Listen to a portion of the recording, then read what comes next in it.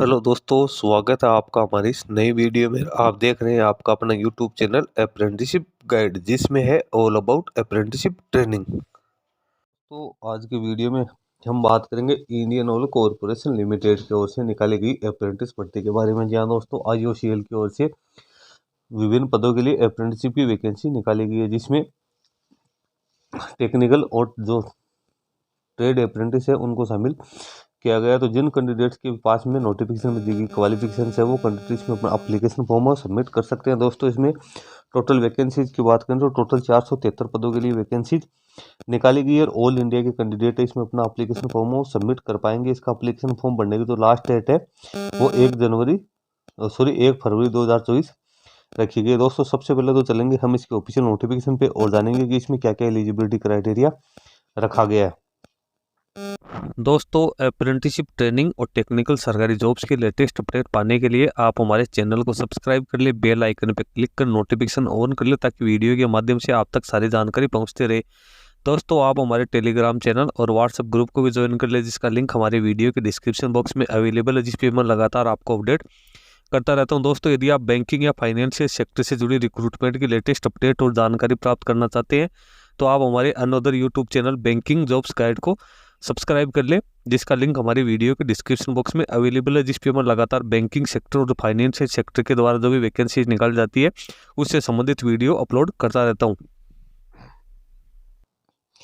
दोस्तों ये वो नोटिफिकेशन है जो कि Indian oil corporation limited pipeline division के द्वारा निकाला गया है। ये गवर्नमेंट ऑफ इंडिया के अंडरटेकिंग है। सबसे पहले आपको एडवर्टाइजमेंट नंबर देखने को मिल जाएंगे, फिर डेट ऑफ नोटिफिकेशन है तो इसकी रिलीज डेट है 12 जनवरी 2024 और जो ऑनलाइन एप्लीकेशन फॉर्म है वो भरने की दिनांक 12/1/2024 से लेकर 1 फरवरी 2024 के बीच में रखी गई है। डेट ऑफ रिनोविंग एलिजिबिलिटी क्राइटेरिया तो 12/1/2024 रखी गई है। Engagement of apprentice under the apprenticeship act 1961 in pipeline division of Indian oil corporation limited. अब यहाँ पे अलग अलग जो इसकी जो जितने भी 5 रीजन है उसके लिए अलग अलग वैकेंसीज यहाँ पे निकाली गई। एप्लीकेशन फॉर्म है वो ऑल इंडिया के कैंडिडेट फिलअप कर सकते हैं। यहाँ पे वैकेंसीज की बात करें तो लगभग 473 पदों के लिए वैकेंसीज निकाली गई है। अब जो 1 नंबर का इंपॉर्टेंट पॉइंट है location, tentative number of seats and reservation की बात करें तो सबसे पहले ईस्टर्न रीजन पाइपलाइन ERPL में वेस्ट बंगाल है, जिसमें आप देख सकते हो mechanical, electrical, TNI, human resource, accounts and finance, data entry operator के टोटल 44 पदों के लिए वैकेंसी निकाली गई। रिजर्वेशन वाइज आप आगे चेक कर सकते हो। उसके बाद में नीचे अपन बिहार की बात करें तो बिहार में यहाँ पे 36 पदों के लिए वैकेंसीज निकाली गई। फिर आसाम में 28 पदों के लिए वैकेंसीज निकाली गई। यूपी में 18 पदों के लिए वैकेंसीज निकाली गई है। उसके बाद में नॉर्दर्न रीजन पाइपलाइन NRPL में बात करें तो हरियाणा में यहाँ पे 43 पदों के लिए वैकेंसी निकाली गई है। पंजाब में 12 पदों के लिए है, दिल्ली में 23 पदों के लिए है और यूपी में 27 पदों के लिए निकाली गई। उत्तराखंड में 6 है, राजस्थान में 3 है और हिमाचल प्रदेश में 3 निकाली गई। फिर साउथ ईस्टर्न रीजन पाइपलाइन में बात करें तो उड़ीसा में 38 है, चंडीगढ़ में 6 है, झारखंड में 3 है, आंध्र प्रदेश में 13 है। उसके बाद में साउथर्न रीजन पाइपलाइन SRPL की बात करें तो यहाँ पे तमिलनाडु में 33 वैकेंसी है, कर्नाटका में 6 है। फिर वेस्टर्न रीजन पाइपलाइन WRPL में अपन देखें तो गुजरात में 88 पदों के लिए वैकेंसी निकाली गई और राजस्थान में 73 पदों के लिए वैकेंसी निकाली गई। इस प्रकार से टोटल 473 पदों के लिए वैकेंसी निकाली गई है यहाँ पे। आप उसके बाद रिजर्वेशन वाइज ब्रेकअप भी यहाँ पे दिया हुआ है, जो कि कैंडिडेट यहाँ पे चेक कर सकता है। जिसमें SC ST OBC अनरिजर्व की वैकेंसीज है वो यहाँ पे अलग अलग देखने को मिल जाएगी। उसके बाद में नीचे अपन चलते हैं तो यहाँ पे जो ऑनलाइन एप्लीकेशन फॉर्म है वो 12/1/2024 को भरना शुरू हो चुका है। 1/2/2024 तक भरा जाएगा। अब नीचे क्वालिफिकेशन एलिजिबिलिटी क्राइटेरिया की बात करें तो टेक्नीशियन अप्रेंटिस मैकेनिकल की बात करें तो कैंडिडेट के पास में 3 साल का डिप्लोमा होना जरूरी है या 2 साल की lateral entry after ITI minimum 1 year 10+2 होना जरूरी है। यानी कैंडिडेट है उसके पास या तो 3 साल का डिप्लोमा होना जरूरी है या उसके बाद में ITI के बाद 2 साल का लेटरल जो डिप्लोमा है वो होना जरूरी है मैकेनिकल इंजीनियरिंग और या ऑटोमोबाइल्स में। फिर टेक्नीशियन अप्रेंटिस इलेक्ट्रिकल की बात करें तो इसमें भी 3 साल का रेगुलर डिप्लोमा होना जरूरी है या 2 साल का जो लेटरल एंट्री है वो होनी जरूरी है ITI के बाद में 1 ईयर ड्यूरेशन की। यानी ITI के बाद में जिसने 1 साल का या 2 साल का डिप्लोमा 2 साल ITI के बाद में 2 साल का जिन्होंने डिप्लोमा कर रखा है वो कैंडिडेट्स है। उसके बाद में जिन्होंने डिप्लोमा प्राप्त किया वो भी इसमें एप्लीकेशन फॉर्म वो सबमिट कर पाएंगे। फिर technician apprentice telecommunication and instrumentation की बात करें तो इसमें भी 3 साल का डिप्लोमा या ITI के बाद में 2 साल का डिप्लोमा होना जरूरी है। Electronics and communication engineering, electronics and telecommunication engineering, electronics and radio communication engineering, instrumentation and control engineering, instrumentation and process control engineering, electronics engineering. फिर trade apprentice assistant human resource की बात करें तो इसमें फुल टाइम डिग्री होनी जरूरी है graduation की। फिर ट्रेड अप्रेंटिस अकाउंटेंट की बात करें तो इसमें भी फुल टाइम ग्रेजुएशन की डिग्री होनी जरूरी है कॉमर्स के अंदर। उसके बाद डेटा एंट्री ऑपरेटर फ्रेशर की बात करें तो कैंडिडेट को 12th पास होना जरूरी है। फिर domestic data entry operator skill certificate holder की बात करें तो इसमें कैंडिडेट को 12th पास होना जरूरी है, लेकिन ग्रेजुएट नहीं होना चाहिए। इसके साथ ही कैंडिडेट के पास में स्किल सर्टिफिकेट भी होना जरूरी है डोमेस्टिक डेटा एंट्री ऑपरेटर में, जो कि सेंट्रल गवर्नमेंट द्वारा जारी किया गया है।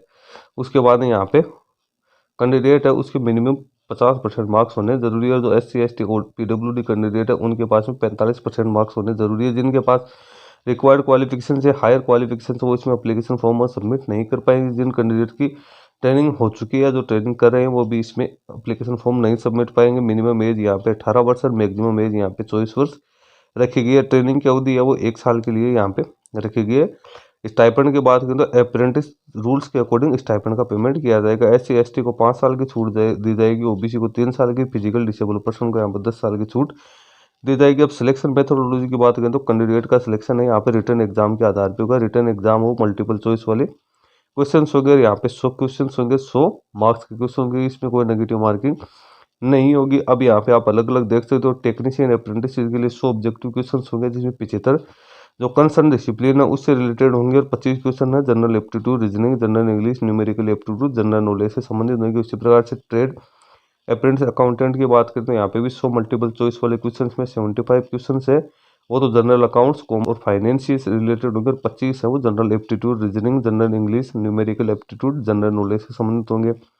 फिर trade apprentice assistant human resource की बात करें तो इसमें भी 100 मल्टीपल चॉइस वाले क्वेश्चन होंगे, जो कि general aptitude, reasoning, general English, numerical aptitude और जनरल नॉलेज और अवेयरनेस से संबंधित होंगे। इसी प्रकार से भी data entry operator, domestic data entry operator की बात करते हैं, इसमें 100 मल्टीपल चॉइस वाले क्वेश्चन होंगे, जो कि general aptitude, reasoning, general English, numerical aptitude, general knowledge और अवेयरनेस से रिलेटेड होंगे, जो कि 12th क्लास के लेवल होगा। जो यहाँ पे बात करें अपन टोटल ड्यूरेशन के 2 घंटे कैंडिडेट को टाइम दिया जाएगा। इसमें जो क्वेश्चन पेपर है वो हिंदी और इंग्लिश में आएगा। इसमें मिनिमम क्वालिफाइंग मार्क्स है वो 40% यहाँ पे रखे गए। इसी प्रकार से SC ST और जो फिजिकल डिसेबल पर्सन है उनको 5% की छूट दी जाएगी। जो फाइनल मेरिट लिस्ट है वो इसी के आधार पर तैयार की जाएगी। उसके बाद में आगे अपन चलते हैं तो इसमें जनरल कंडीशंस दी हुई है। जो कैंडिडेट सारा एलिजिबिलिटी क्राइटेरिया कंप्लीट करते हैं वही इसमें एप्लीकेशन फॉर्म भरें। उसके बाद में कैंडिडेट है उनके पास वैलिड ईमेल आईडी और मोबाइल नंबर होने जरूरी है। एप्लीकेशन फॉर्म भरने के लिए आपको www.plapps.indianoilpipelines.in की ऑफिशियल वेबसाइट पर जाने। कैंडिडेट सिर्फ ओनली एक ही ट्रेड से अप्लाई कर पाएगा, यानी अलग अलग ट्रेड से अप्लाई करने की कोशिश नहीं करे, नहीं तो उनका एप्लीकेशन फॉर्म रिजेक्ट हो सकता है। उसके बाद में यहाँ पे रिक्वायरमेंट है बिफोर फिलिंग ऑनलाइन एप्लीकेशन, तो कैंडिडेट के पास अब जो टेक्नीशियन अप्रेंटिस है उनको तो www.mhrd.net.gov.in के ऑफिशियल वेबसाइट पे जाके अपना रजिस्ट्रेशन कर रहे हैं। NATS पोर्टल पे सबसे पहले अपना रजिस्ट्रेशन करना है। जो ट्रेड अप्रेंटिस है तो ये ऑप्शनल ट्रेड के हैं ना कि डेजिग्नेटेड ट्रेड के, तो इनको अप्रेंटिसशिप इंडिया पोर्टल पे अपना रजिस्ट्रेशन करना है। रजिस्ट्रेशन करने के बाद जब रजिस्ट्रेशन नंबर जनरेट हो जाएंगे तो इसकी ऑफिशियल वेबसाइट पे जाके कैंडिडेट को अपना एप्लीकेशन फॉर्म सबमिट करना है। कैंडिडेट को सबसे पहले रजिस्ट्रेशन करना है, जिसके लिए कैंडिडेट की ईमेल आईडी और मोबाइल नंबर है वो होने जरूरी है, जो कि लगभग अगले 1 साल तक यहाँ पे उसके ऑन होने जरूरी है। अब यहाँ पे कैंडिडेट के कोई क्वेरीज है तो कैंडिडेट के लिए यहाँ पे ईमेल आईडी दी है अलग अलग जोन वाइज, जो जिस रीजन से बिलोंग करता है उस रीजन पे मेल डाल के और वो क्वेरी है तो उनका समाधान पा सकता है। अब जिन कैंडिडेट को रिटर्न एग्जाम में शॉर्ट लिस्ट किया जाएगा उन कैंडिडेट को डॉक्यूमेंट वेरिफिकेशन के लिए बुलाया जाएगा। डॉक्यूमेंट वेरिफिकेशन में कैंडिडेट के ओरिजिनल डॉक्यूमेंट्स के साथ सेल्फ अटेस्टेड कॉपीज है वो भी लेके आने जरूरी है। इसमें 10th की मार्कशीट होनी जरूरी है। SC ST OBC का सर्टिफिकेट, 12th की मार्कशीट, जिसमें OBC का certificate semester wise, year wise marksheet और certificate diploma engineering respective pre engagement medical fitness का सर्टिफिकेट भी कैंडिडेट को पेश करना है। एनी अदर सर्टिफिकेट जो कि अप्लीकेबल से यहाँ पे इंपॉर्टेंट डेट्स आप देख सकते हो 12/1/2024 से लेकर 12/1/2024 से इसका एप्लीकेशन फॉर्म फिलअप शुरू होगा। लास्ट डेट है 1/2/2024 होगी। इसका जो एडमिट कार्ड है रिटन एग्जाम के वो 9 फरवरी 2024 से स्टार्ट होंगे और 18/2/2024 तक डाउनलोड होंगे। रिटन एग्जाम हो 18/2/2024 को संडे को होना। अधिक जानकारी के लिए आप इसकी ऑफिशियल वेबसाइट के ऊपर जा सकते हो। यहाँ पे लिस्ट ऑफ लोकेशंस है इन जो जहाँ पे कैंडिडेट को इंगेज किया जाएगा। यहाँ पे स्टेट दिया हुआ है, आगे लोकेशन दी है, आगे जितनी भी जो वैकेंसी निकाली वो इसमें अवेलेबल है या नहीं है, तो उसके लिए आप यहाँ पे अप्लीकेशन फॉर्म सबमिट कर सकते हो। तो दोस्तों इस पीडीएफ का लिंक मैं अपने वीडियो के डिस्क्रिप्शन बॉक्स में डाल दूंगा, जहाँ से आप इसको डाउनलोड करके केयरफुली रीड कर लो। और ये बड़ी भर्ती है IOCL की ओर से, तो इसमें जिन कैंडिडेट का सिलेक्शन होता है उनके लिए अच्छा मौका है वर्क एक्सपीरियंस प्राप्त करने का, ताकि उन्हें आगे भी जॉब में सहूलियत मिल सके। दोस्तों इस वीडियो में इतना ही। वीडियो अच्छा लगे लाइक शेयर करना, क्वेरी हो कमेंट करके बताना। धन्यवाद दोस्तों।